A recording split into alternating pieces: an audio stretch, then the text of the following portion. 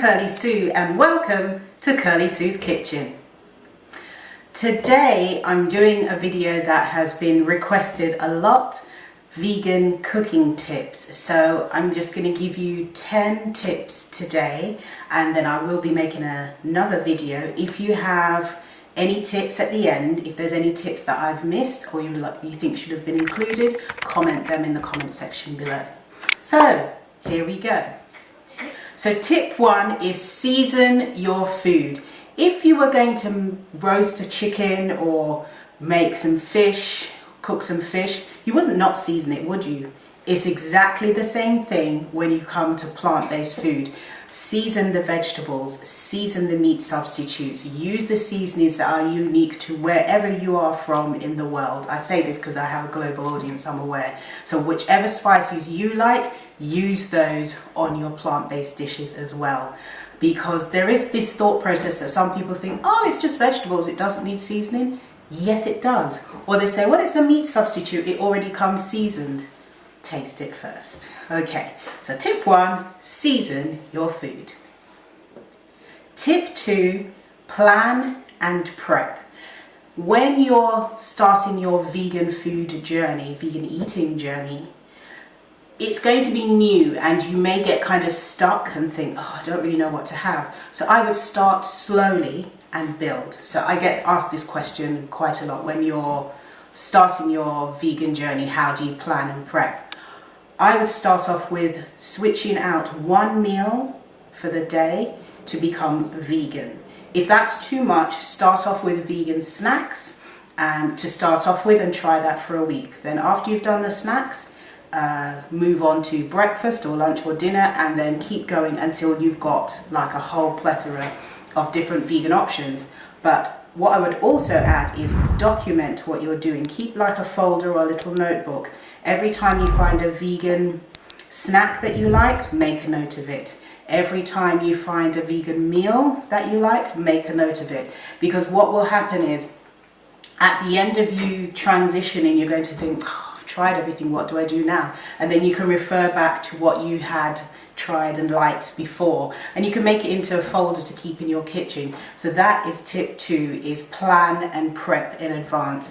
And another thing, in your fridge and in your cupboard, if you don't buy it, then you won't usually eat it. So if you don't want to eat a certain item anymore, just try not to buy it or try buying less of it.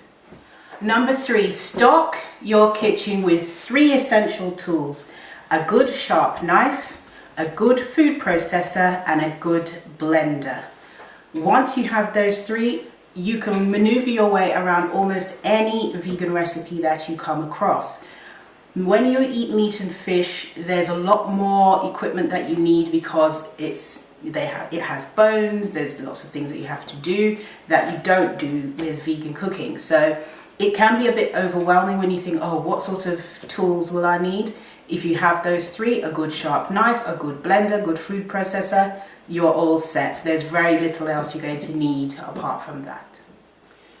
Tip 4 is use citrus. Citrus is a really good flavor enhancer, so don't be afraid to use it when you're making your different meals. So lemon, for example, is very versatile. It can be used in tea, you can use it in lots of different desserts, you can use it when you're cooking savory dishes as well, depending on the dish. There's so much you can do, so don't be afraid to use citrus in lots of your dishes. So tip 5 is nuts and seeds. So there is kind of this stereotype that when you're vegan, then you eat lots of kind of what people say hippie food or rabbit food or other terms that they use for vegan food. But find the ones that you like, because some people say, oh, I don't like nuts. There's so many different nuts. And have you tried all of them? Have you tried them in different ways? Basically, go on a hunt for the nuts that you like and use that in different things. For example, I don't like almonds to eat, but I like almond milk. So when you're thinking of using nuts, depends what you're using it for, whether you like it or not. So think of it in different ways. And the same with seeds. I like pumpkin seeds and sunflower seeds and so forth, but I don't necessarily like to eat them on their own. Pumpkin seeds, yes. Sunflower seeds, no. But if they're mixed into a granola, I'm good with that. So experiment with nuts and seeds and see which ones you like and how you like to eat them as well. Tip 6 is use lots of beans, pulses, legumes. They are your best friends. So some people say, oh, I don't really like beans and pulses. I don't really know what to do with them. Start slowly. I've got lots of recipes on my channel that show you what you can do with beans and pulses. I'd say experiment, start off slowly. You can use them for so many different things. For example, I make a butter bean and lentil curry, which is really easy to make. It's just so bursting with lots of flavor, and I'm sure you will love it. So think of the dishes that you like to make usually and see how you can incorporate or switch out things to use beans and pulses, because they're quite cheap to buy, they're easy to cook, and they're full of nutrients as well. Tip 7. Use alternatives for cream and milk. There are so many available these days. Now, it depends on which country you're in. Some countries have more than others. I live in the UK. There's 101 different milk substitutes, and also cream substitutes and cheese. In any dairy products, there's a vegan option available.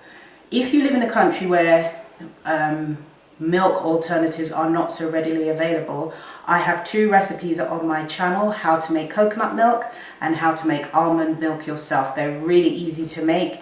It's quite cost effective, and it's also richer and fuller in flavor than the ones you would buy in the supermarket. So when you're switching out, you can either make it yourself, or there are definitely loads of options in the supermarkets these days. And the same with cream, and also mayonnaise and cheese as well. There's lots of different options that you can get. Try out the different brands, because some brands are better at making dairy alternatives than others. So don't try one and say, I don't like vegan cheese. Maybe you don't like that brand of vegan cheese, because there's some companies that it's not really their thing, or it might just be not your choice. So I have the certain brands that I like, and I will buy them.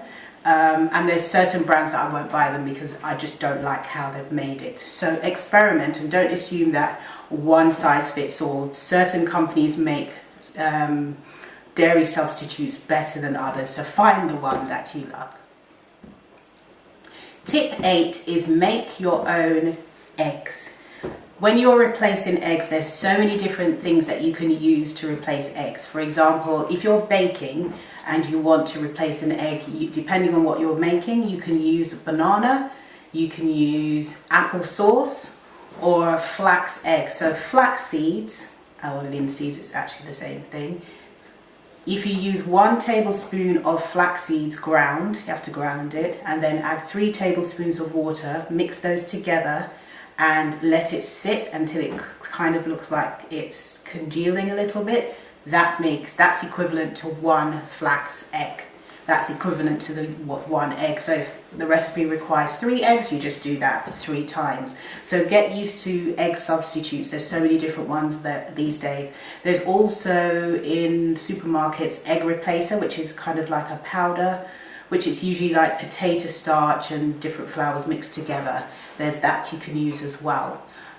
Some cakes you can use oil to replace it as well. I have a video how to make a vegan sponge cake, and in it shows you that I don't use any dairy, and it comes out really well. It's my one of my most watched videos. I've got 2 versions of it. I'll put a link in the description, and people love this sponge cake that I make. So yes, when you're substituting eggs, you can do it quite easily. Tip 9 is to experiment with flavors. When you're doing plant-based food, now is the time for you to be creative. If you're not sure what to do, try to mimic some of the flavors and textures that you're already used to, but just switch it up. Try lots of different things. Try food from different countries, different spices, different herbs, different seasonings, sauces. Just be really creative and learn as you go along. If you're not sure, make friends with somebody else who is vegan if you can. Subscribe to my YouTube channel. I post recipes every week, and also I have a cookbook as well, which I'll put a link in the description below, and that is full of recipes that will help you as well. My final tip today is tip 10.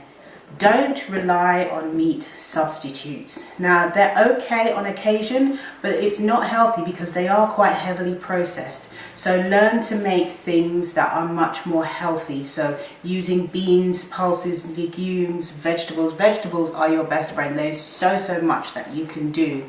So it's just learning to make these things without relying on the pre-packaged stuff. For example, I make my own vegan jerk chicken, and that is really good. I use mushroom to make it, and it's really tasty and it's crispy on the outside as well. So here's the video, go ahead and have a look.